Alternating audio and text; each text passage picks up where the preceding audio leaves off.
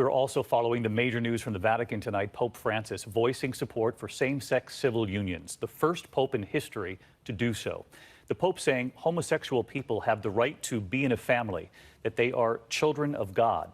Here's our foreign correspondent, James Longman, tonight. Tonight, an historic shift from the leader of an ancient institution. Pope Francis becoming the first pope in the Catholic Church's 2,000-year history to endorse civil unions for gay couples.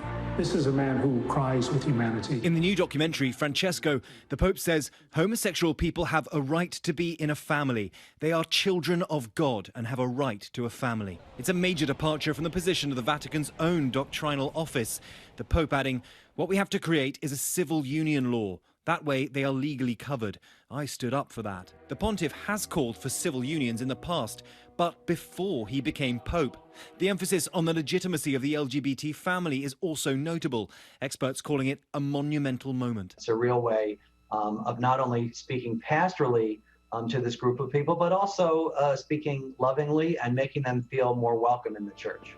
Conservative Catholics, though, tonight are calling for clarity.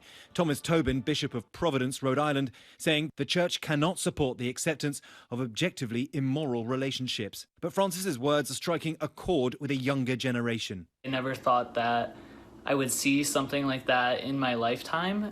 29-year-old Nicholas Traxler from Minnesota says the Pope's comments speak to his heart. It's a difficult road for LGBTQ Catholics.